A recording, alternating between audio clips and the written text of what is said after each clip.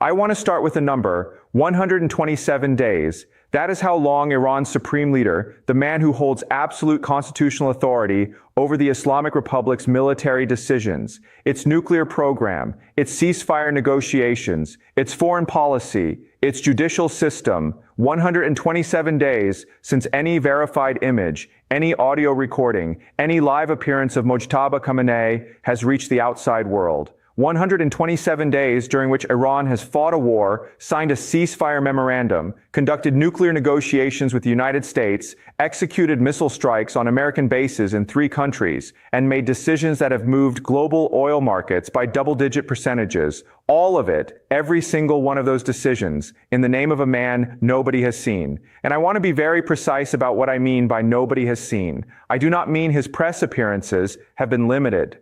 I do not mean he has kept a low profile. I mean there is no video, there is no audio recording, there is no photograph taken after February 28, 2026 that any independent source has verified. What exists are written statements read aloud by news anchors on Iranian state television over a still photograph. And in recent weeks, AI-generated videos, manufactured images of a man speaking, that Iranian state media has circulated without ever explaining why the actual leader cannot simply sit in front of a camera himself. Today, I want to walk you through exactly what we know, exactly what we can verify, and exactly what the disappearance of the man at the top of Iran's constitutional hierarchy means for the war, for the nuclear negotiations, for the MOU, and for the stability of the most consequential conflict happening anywhere in the world right now. Because I think the Mojtaba Khamenei story is not a sideshow to the main event. I think it is the main event. And almost nobody in the mainstream coverage is treating it that way. Let me start with the facts as we actually know them, because this story has attracted enormous amounts of speculation, and I want to be careful to separate what is verified from what is inferred. Here is what we know with high confidence. On February 28, 2026, the first day of the American and Israeli military campaign against Iran, a strike hit the compound of Supreme Leader Ali Khamenei. Ali Khamenei was killed. Multiple family members were killed, including his wife, his eldest daughter, a 14-month-old granddaughter, and a son-in-law. Mojtaba Khamenei, the second son, was present at the compound and survived. On March 8, 2026, 1 week after the strike, the Assembly of Experts, Iran's 88-member body of senior clerics, convened in an online session because an in-person assembly could not be safely gathered, and elected Mojtaba Khamenei as the new supreme leader. Since that day, Mojtaba has not made a single verified public appearance.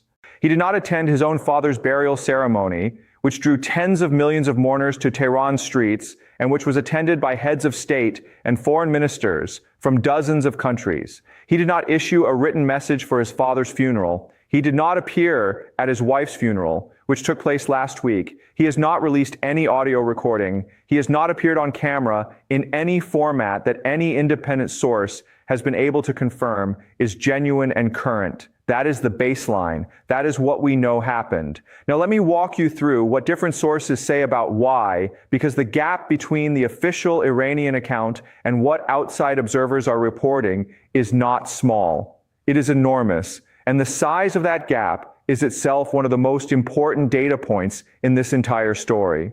The Iranian government's official position has gone through 4 distinct phases, and the progression of those phases is revealing. In March, immediately after the strike, Iran's health ministry told Kurdish media that Mojtaba's injuries were, in their exact words, minor and superficial. A few stitches on his leg. This was the first layer. Then, as weeks passed and no appearance materialized, an aide elaborated. He said Mojtaba had an ankle injury, a healed back injury, and a small crack behind his ear from the explosion. He is in perfect health, the aide said. This was the second layer. Then in May, Iran's office of the Supreme Leader issued a formal statement declaring him in full health. This was the third layer. And then came the fourth layer, which arrived not from Iranian officials at all, but from 4 senior Iranian officials speaking to the New York Times anonymously in late April.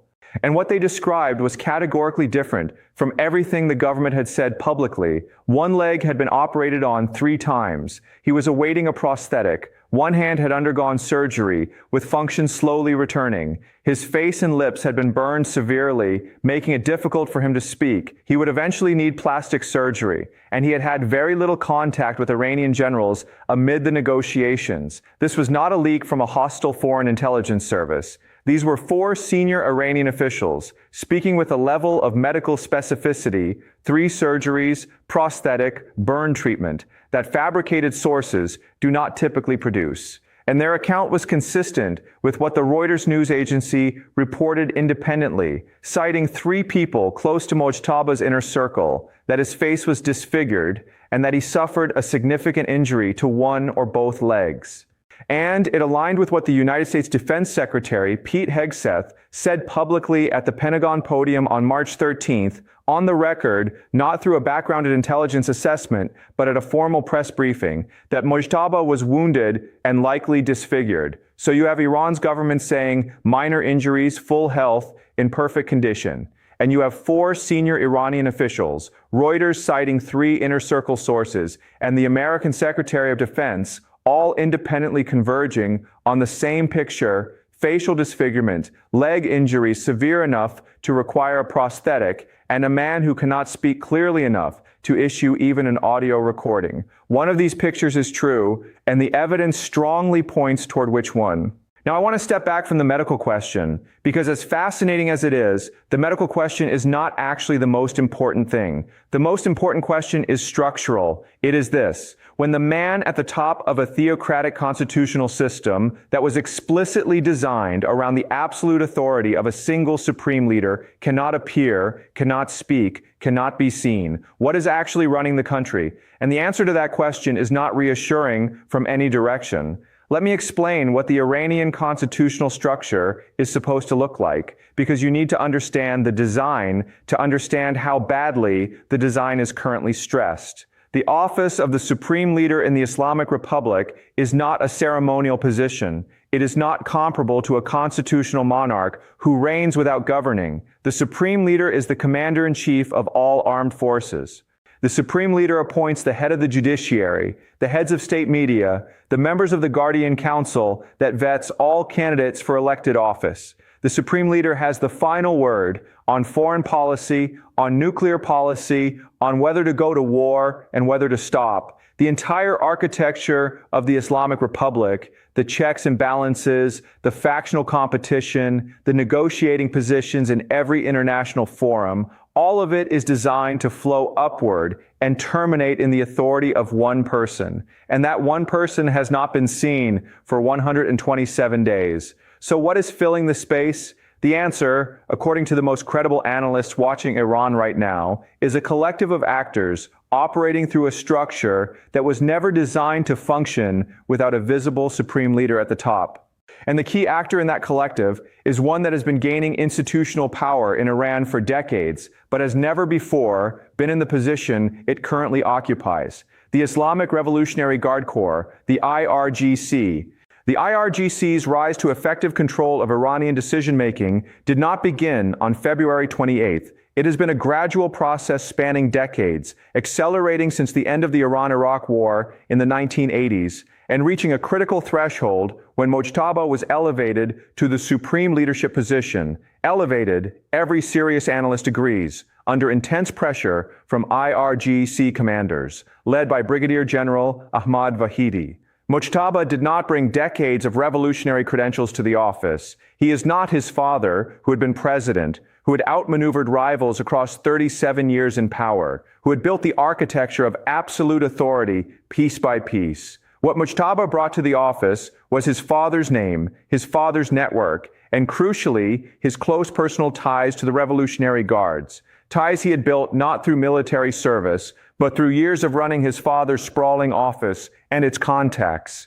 which means the IRGC did not just gain influence when Mojtaba was appointed. The IRGC gained a supreme leader who owes his position to them, and a supreme leader who owes his position to an institution does not issue orders to that institution. That institution issues orders in his name. That is what the most credible sources are now describing. Ali Vaez, the Iran project director at the International Crisis Group, a man with extensive contacts inside the Iranian government, put it with remarkable directness. He said, Mojtaba is not supreme. He might be leader in name, but he is not supreme the way his father was. Mojtaba is subservient to the Revolutionary Guards because he owes his position, and he owes the survival of the system to them. And then Vaez said something that I think deserves to be repeated very carefully. Mojtaba is managing the country as though he is the director of the board, not the CEO, the director. The person who approves decisions in formal sessions but does not originate them, does not negotiate them, does not enforce them in the daily operational sense. The IRGC is the CEO. The Supreme Leader is the rubber stamp. Now let me show you why this structural arrangement matters so much for everything else happening in this conflict. And I want to walk you through 3 specific mechanisms, because I think understanding the mechanism is more important than just knowing the conclusion. Mechanism 1, decision-making speed and coherence. One of the things that made the Iranian state function effectively during this conflict,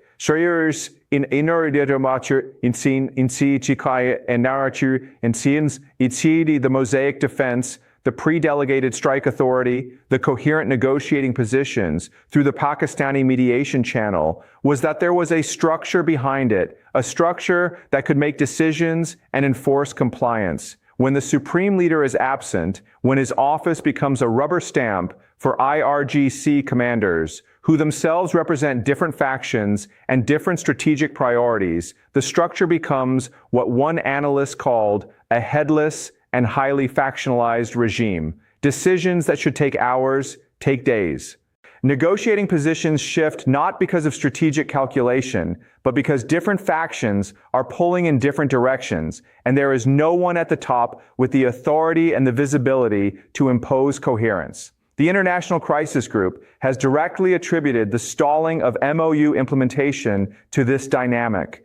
The ceasefire deal that exists on paper is not being implemented consistently on the ground, not primarily because either side is bad faith, but because the Iranian side cannot produce consistent behavior from its own military units, because the command structure that would enforce consistency is fractured at its highest level.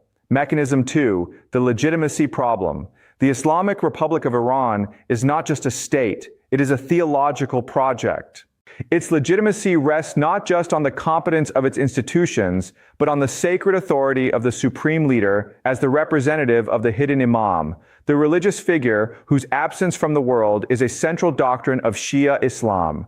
A Supreme Leader who is himself absent creates a theological paradox that Iranian society is not equipped to navigate cleanly. Newsweek quoted a scholar who made this point in a way that is almost too obvious once you hear it. He said Mojtaba may become akin to the Mahdi, the Shia Messiah who went into occultation, an invisible leader, a leader whose authority derives from the fact of his appointment and his lineage rather than his visible presence and active command. That can function as a theological concept for a period of time, but as a governance model during an active war, during nuclear negotiations, during a ceasefire that is being violated daily, it produces a specific kind of institutional paralysis. Officials attribute decisions to Mojtaba that Mojtaba may not have actually made. Negotiators use his invisible authority as a shield, as a way to defer criticism for positions that are unpopular. Iran's foreign minister said, after the MOU was signed, that he could not make further concessions without the Supreme Leader's explicit approval. But if the Supreme Leader is not visible, not accessible, not capable of clearly communicating, then the demand for his approval becomes the mechanism for stopping any negotiation from reaching a conclusion. The invisible leader is simultaneously the source of all authority and the reason nothing can be decided. Mechanism 3, the IRGC's structural incentive problem. This is the one that I think most coverage is missing entirely. The IRGC has emerged from this war with more institutional power than it has ever had. more economic control, more military autonomy, more political influence, and more of the Iranian state's resources flowing through its structures. And here's the critical structural question. What does the IRGC gain from a peace deal? Think about this carefully. A genuine, durable peace agreement, and the kind that involves real nuclear concessions, real monitoring, real reduction of the resistance axis's operational capacity, that deal would necessarily reduce the IRGC's budget, its autonomy, its reason for existing at the scale it currently exists. The IRGC is not just a military institution, it is an economic empire. It controls significant portions of the Iranian economy: construction, energy, telecommunications, logistics. It uses the national security framework to justify that economic empire. A peace deal that produces genuine normalization, that opens Iran to foreign investment and international trade, is a peace deal that creates institutional alternatives to the IRGC, alternatives that dilute its power. And the IRGC, which currently holds effective veto power over Iranian strategic decisions through its control of a rubber-stamped supreme leader, has no structural incentive to allow that kind of deal to materialize. What the IRGC does have an incentive for is exactly what we currently have: a no-war, no-peace equilibrium, a ceasefire that is never quite implemented, negotiations that are always on the verge of a breakthrough that never arrives, 60-day windows that get extended into 60 more days, an invisible supreme leader whose authority can be invoked to block any concession and can be attributed with any decision the IRGC wants to legitimize. I want to present the strongest counter-argument to everything I have just said, because intellectual honesty requires it. The Steelman goes like this: you're overreading the IRGC's institutional incentives. Military institutions do not have unified preferences. They have factions, and some IRGC factions have significant economic interests in normalization, in reopened trade routes, in the ability to import spare parts and technology, in a reduction of the sanctions regime that has strangled Iran's economy for years. And the evidence that Mojtaba is a rubber stamp is circumstantial. His absence from public view is fully explained by the genuine and documented security threat. Israel's defense minister has publicly designated him as a target. The AI-generated videos and written statements are not evidence of a cover-up. They are evidence of a government adapting to an unprecedented security environment. A supreme leader who appears on camera becomes a target.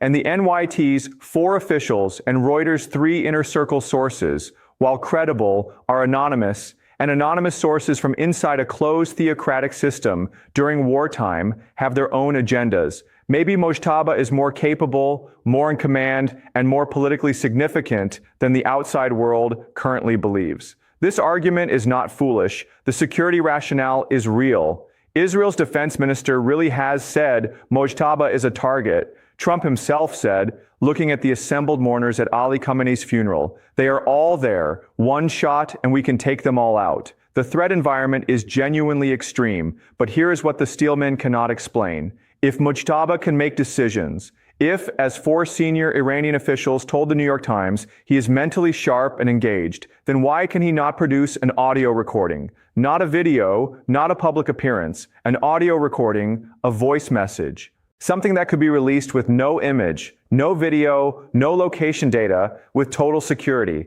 The absence of even an audio recording in 127 days is not explained by security concerns. It is only explained by an incapacity to speak clearly. And the NYT's own 4 officials said why. His lips and face had been burned severely, making it difficult for him to speak. The silence is not a security protocol. The silence is a symptom. Here's the dimension of this story that I believe is the most consequential and the least discussed. The MOU, the Islamabad Memorandum of Understanding that paused this conflict and reopened the Strait of Hormuz, has an authority gap at its center that nobody is talking about publicly, but that every sophisticated party to the negotiations is quietly aware of. The MOU was negotiated and signed by Iran's foreign minister, its president, and its parliamentary speaker. These are legitimate senior officials, but in the constitutional structure of the Islamic Republic, none of them has the authority to make binding commitments on the matters that actually matter. nuclear policy, military posture, the IRGC's operational mandate. Those authorities rest with the Supreme Leader. And the Supreme Leader who needs to confirm the deal's binding character is the man who has not been seen, who has not spoken, who communicates through written statements read by anchors over a still photograph. American negotiators know this. Iranian analysts know this. The International Crisis Group said explicitly that Mojtaba appears to not be in a state where he can make critical decisions or micromanage the talks, and that the system is using him to get final approval for key broad decisions. Final approval granted by a man who is physically incapable of appearing in any forum to grant that approval visibly, publicly, and with the constitutional legitimacy that visible authority requires. This is not a technicality. This is a structural time bomb sitting underneath every negotiating session. Because any agreement that requires the Supreme Leader's binding commitment, and the nuclear file absolutely requires it, is an agreement whose enforceability is in doubt as long as the Supreme Leader cannot demonstrate publicly and visibly that he is the one who made it. And the IRGC, which has every institutional incentive to prevent a durable peace agreement, can at any moment produce an IRGC commander who says that the Supreme Leader's written statement does not reflect what was actually communicated to him. And there is no way to verify otherwise. The invisible leader is not just a governance problem. The invisible leader is an accountability problem. And in nuclear diplomacy, accountability is not a nice to have. It is the entire foundation on which any agreement rests. Here's what I want you to watch very carefully in the next 30 days, because these are the signals that will tell us which version of this future we are actually in. First, watch whether Iran produces any verified audio of Mojtaba Khamenei. Not a written statement, not an AI-generated video, actual audio delivered through a channel that allows independent verification that the voice is current and the words are spontaneous, rather than pre-recorded weeks or months ago. The New York Times reported his lips were burned severely, making speech difficult. If audio appears, it tells you one of two things. Either his recovery has progressed sufficiently for speech, which changes the governance picture significantly, or the audio has been produced in some other way. Either development tells you something important. Second, watch the IRGC's public statements around the nuclear negotiations. Specifically, watch for any IRGC commander who characterizes the MOU differently from how Iran's foreign ministry characterizes it. Any gap between what Araghchi says and what Vahidi says about Iran's nuclear red lines is a gap created by the authority vacuum at the top, and a gap between Iran's diplomatic voice and its military voice in the context of nuclear negotiations is not a communication problem. It is a governance crisis with nuclear dimensions. Third, watch the assembly of experts. This is the 88-member body of clerics that elected Mojtaba and that has the constitutional authority, in principle, to remove a supreme leader who is incapable of performing the duties of the office. They have not met to address the leadership question since March.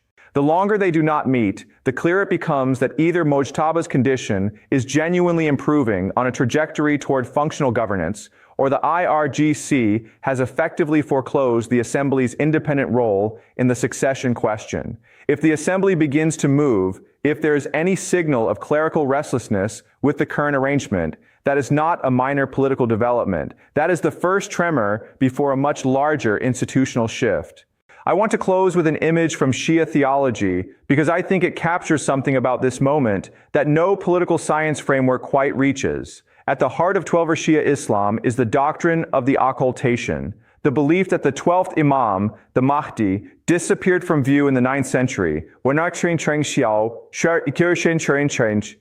into a state of hiddenness,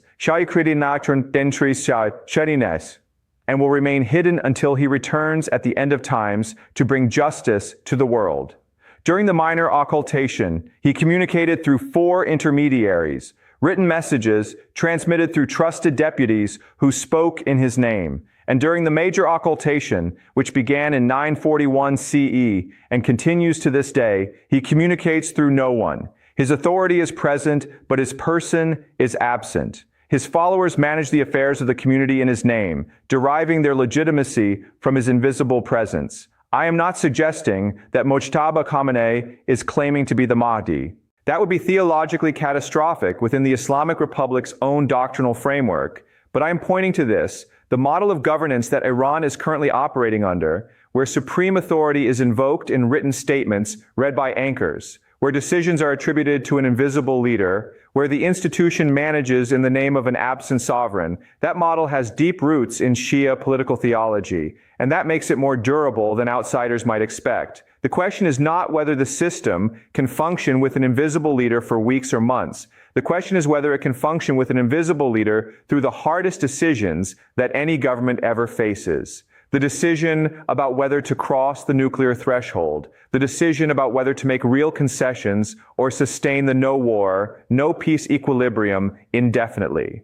The decision about whether the IRGC's power over the state is a temporary wartime arrangement or a permanent restructuring. Those decisions require authority that is visible, legitimate, and accountable. 127 days, no video, no audio, no appearance. And the decisions that will determine the shape of the Middle East for the next generation are on the table right now.